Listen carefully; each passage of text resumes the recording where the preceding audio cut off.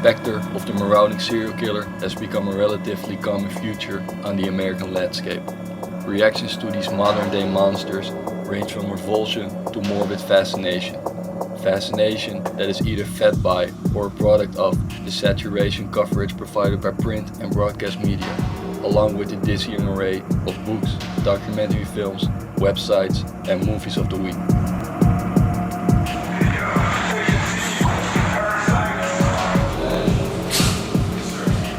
It's sad but true that the media thrives on sensation.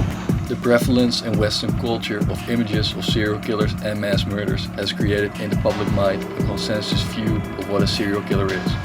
Most people are aware to some degree of the classic serial killer profile, but what if there's a much different profile, one that has not received much media attention? Anything more? You sure you don't know anything about these types of things?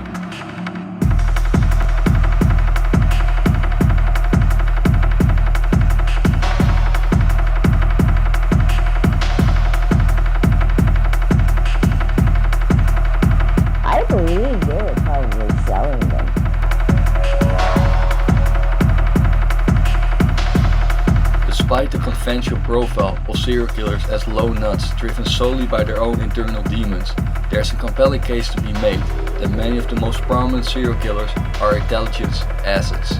You're saying you work for the CIA. You've been recruited. I let the documents speak for itself.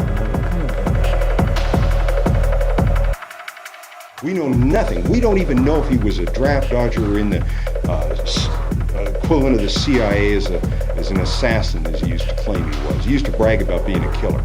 Remember, Carol Bundy bought him a video camera so they could videotape and stuff, but there's no videos. Where are the videos?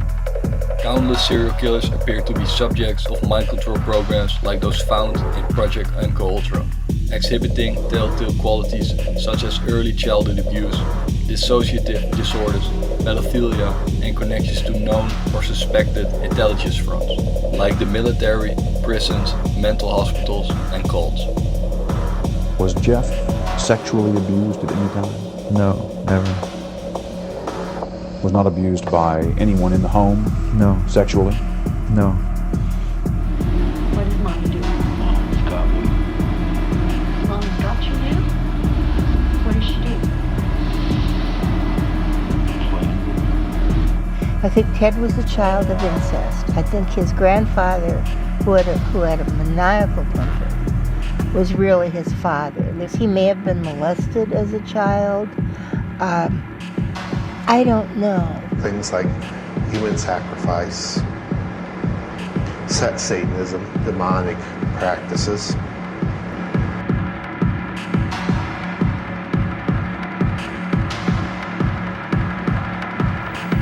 John Young lived behind Bernardo and Homolka in Port Dalhousie. He also knew Bernardo from the Masonic Lodge. Bernardo had joined the Masons. Bloody great chunks of masonry. Many of these murders, far from being random killings, are actually targeted assassinations or cleanup operations on behalf of various criminal enterprises, like murder for hire, drug trafficking, or sex rings, which the killers are often associated with.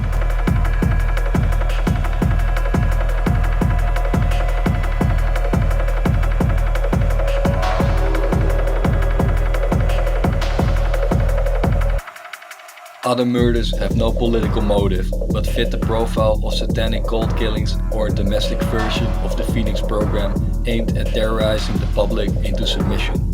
While this is no doubt a controversial position to take on serial killers, there is often an astounding number of common elements in serial killer cases pointing to some kind of government intelligence involvement.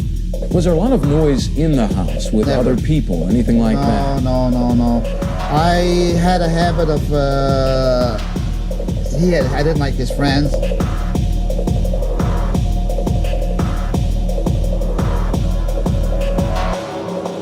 We have done stories about witnesses who say Gacy had accomplices. The serial killer presented to the public is often a fall guy, taking responsibility for group actions or, on rare occasions, an entirely innocent patsy. Is it true that you had anything to do with the murders at all? I don't think they have the Gainesville killer, no. I don't think they will. I think it's going to be like the Bundy case. It's going to be ongoing. Think you know everything there is to know about serial killers? Or is it possible that sometimes what everyone knows to be true isn't really true at all? The Night Stalker may not have acted alone. New developments this morning on the Golden State Killer case. The detective who spent a decade trying to crack the case now says it's possible that suspect Joseph D'Angelo had an accomplice. Serial killers do on a small scale what governments do on a large one. I'm encouraging other people to speak up if they have concerns about this case, because the worst thing to do is to lie still and say nothing.